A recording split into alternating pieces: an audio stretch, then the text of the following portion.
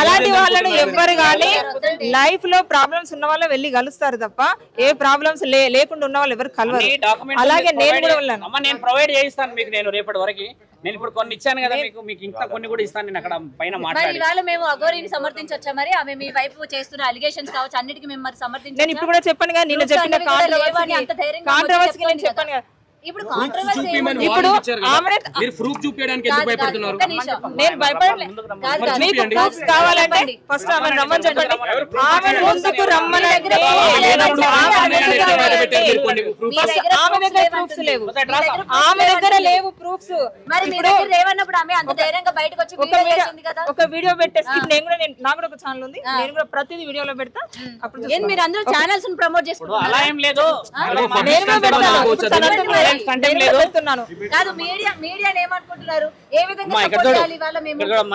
ఎల్లూరు శ్రీనివాస్ నీ దగ్గరకు రావాలి, మాట్లాడాలి. అప్పుడు అన్ని రుజువు చేస్తారు.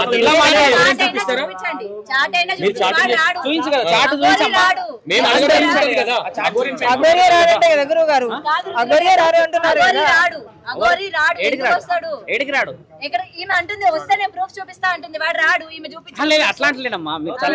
మీరు అడిగారు చాట్ డీటెయిల్స్ ఇస్తాను. నేను చెప్తా నా దగ్గర చూపించండి. ఇప్పుడు పబ్లిక్ గా చూపించండి.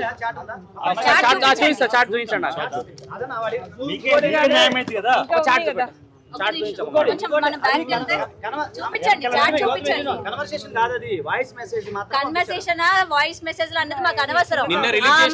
అఘోరి ఈమెతో చాట్ చేసిందా అన్నదే కావాలి.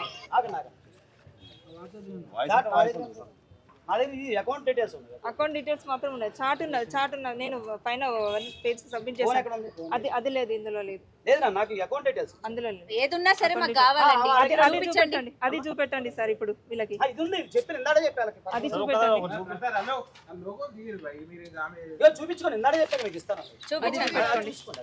అఘోరి పేరు మీద మీరు ట్రాన్సాక్షన్ చేసినట్టు అఘోరి పేరు చూపించండి, శ్రీనివాస్ పేరు చూపించండి, ఎంత ట్రాన్సాక్షన్ చేశారు అనేది కూడా చూపించండి. అన్ని చూపించండి. అదే డిస్కస్ కాదు, పైకి చూపించండి. ప్రజలు చూడాలి, మాకు కాదు. ఎవరు ఎందుకు మీకు న్యాయం కావాలి? ఆయనకు ప్రాబ్లం అయితే మీకేమి ఏం కాదు. మేము బ్లర్ వేసుకుంటాం. చేసిందే నేను కదా, మళ్ళీ దాన్ని బ్లర్ చేసుకోవడం ఎందుకు, చూపించకపోవడం ఎందుకు? సరే, ఇప్పుడు మీడియా ప్రకారంగా ఇప్పుడు నన్ను నమ్మి చాలా మంది మీరు వచ్చారు కాబట్టి నేను దగ్గర అన్ని కాగితాలు నేను మీడియా ముందుకు వచ్చాను. అసలు నా లైఫ్ స్టైల్ ఇది కాదు. నేను చాలా ప్రెషర్లతోటి నేను ఇంటికి వెళ్తే నేను చాలా ఫేస్ చేయాల్సి వస్తుంది. అలాంటి సిచ్యువేషన్ లో నేను ముందుకు వచ్చాను. అర్థమైందా? కొంచెం అర్థం చేసుకోండి, సగటు ఆడపిల్లను. అర్థమైందా? నేను ఇప్పుడు అఘోరిలాగా బరి తెగించి బట్టలు ఇడిచి తిరగట్లేదు. అర్థమైందా? తల్లి కూతుళ్ళు అంటే కూతురు ముందు తల్లి అవుతున్న బట్టలు ఇప్పి కూర్చుంటుందా? మీరే అర్థం చేసుకోండి. తల్లి కూతుల బంధం అని చెప్పేసి భార్యాభర్తలు అంటూ రామ నోటికి అద్దు లేదు. ఇప్పుడు నా మీద కూడా తప్పుడు ఆరోపణలు అలాంటివి చేసింది. అర్థమైందా? నా పర్సనల్ లైఫ్ లో నేను ఏది అనుకుని పోలేదు. ఒక భక్తురాలుగా, ఒక అమ్మ అనుకుని, అంటే అఘోరి మాత అనుకుని వెళ్ళాను. ఒక క్వశ్చన్ చేయాలనుకుంటున్నా. ఎదురుగా గుడిలో కనిపించిన దేవతల్ని నమ్మరు మీరు. ఇట్లాంటి వాళ్ళు వచ్చి నేను భక్తురాలు, వాళ్ళు దేవుడు అంటే ఎట్లా పోతున్నారండి? ఒక క్వశ్చన్ లేదు, నేను మామూలుగా అడుగుతున్నాను. నాకు వచ్చిన డౌట్ కొద్ది అడుగుతున్నాను. నేను గుడిలో ఉన్న దేవుళ్ళని నమ్మరు మీరు. ఇట్లా వీడు ఎవడో వచ్చి నేను దేవుడిని, నేను దయ్యాన్ని అంటే మీరు పోతున్నారు భక్తులు అని చెప్పి. చదువు ఇప్పుడు వాళ్ళ రూపంలో వీళ్ళు వచ్చారనే వెళ్తున్నామమ్మా మేము. అర్థమైందా? ఎందుకు వెళ్తున్నారు? వాళ్ళు అన్యాయం అయిపోయారని చెప్పి ఎందుకు ఇట్లా బయటికి రావడం? బయటికి ఒక వినండి, మేము బయటకి రావడం చాలా తక్కువ. మీ మీడియా వాళ్ళే చూపించేది చాలా ఎక్కువ. ఇప్పుడు వర్షం వాళ్ళ ఫ్యామిలీ కూడా నేను కలిసాను. ఏమంటున్నారు వాళ్ళ ఫ్యామిలీ? ఏమంటున్నారు? మీకు సపోర్ట్ గా ఉన్నారు వాళ్ళ ఫ్యామిలీ? నాకు సపోర్ట్ గానే ఉన్నారు. వాళ్ళు కూడా వస్తున్నారు కదా, వాళ్ళతో కూడా మాట్లాడండి. ఓకేనా? మీరు మాట్లాడుకోండి, నేను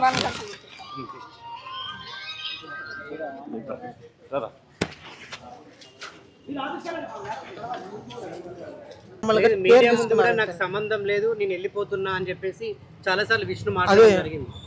అవునండి. ఇప్పుడు ఆ పిల్ల మరి అలా ఆయన మీద రివర్స్ అవుతుంటే ఈ రోజు నాకు పెళ్లి ప్రాణం చేసుకున్న పోయినా తర్వాత కానీ మరి మాట్లాడారా మీ చెల్లితో ఒకసారి? లేదండి. అసలు ఆ పిల్ల మాతో కాంటాక్ట్ ఇంకోటి మీ సిస్టర్ మ్యారేజ్ చేసుకున్న తర్వాత నేను త్వరలో మా పేరెంట్స్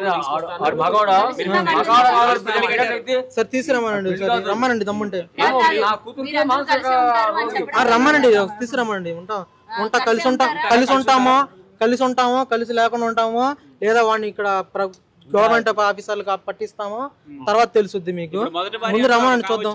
ఆమెతో పాటు కలిసి పోరాటం చేయబోతున్నారా లేదా మీరంటూ సపరేట్ గా కేసు ఫైల్ చేసి ముందుకు వెళ్ళబోతున్నారు? ఎట్లా వెళ్తున్నారు? లేదండి, శివరుద్ర స్వామి వారి ఆధ్వర్యంలోనే ఇప్పుడు అంతా మా లాయర్ ఆజాద్ గారి ఆధ్వర్యంలోనే మొత్తం వాళ్ళు ఏం చెప్పితే వాళ్ళ మంది చేస్తాం అనుకున్నాం. మేమైతే మాత్రం చచ్చిపోయినని చెప్పిన ఇలా వదిలేసుకుందాం అనుకున్నాం. లేదు నాన్న, ఇన్నాళ్ళు పిలిచిన కూతుర్ని ఎలా వదిలేసుకుంటారు, పిల్లల్ని ఎలా వదిలేసుకుంటారు, తను పూర్తిగా తన మాయలోనూ డ్రగ్స్ ఎడిక్ట్లో ఉందేమో అని చెప్పని డ్రగ్స్ ఇచ్చింది మీరు చూసారా? తెలియదండి. తను మా అంటే డిక్లరేషన్ తనని తీసుకొచ్చేటప్పుడు మాత్రం ఆ పిల్ల దగ్గర నుంచి తీసుకోవడం చూసారా? శ్రీనివాస్ తీసుకోవడం మీరు చూసారా? తెలియదండి నాకు అది విషయాలు మాత్రం. కానీ ఎప్పుడు చేతుల్ని ఇలాంటి నేను గోడలు వేసి కొట్టుకుంటదండి. అలాంటి మత్తులో ఉన్నప్పుడు ఇలా కొట్టుకుంటే ఇలా నొప్పి అనేది తెలియదు అని చెప్పని నేను ఒక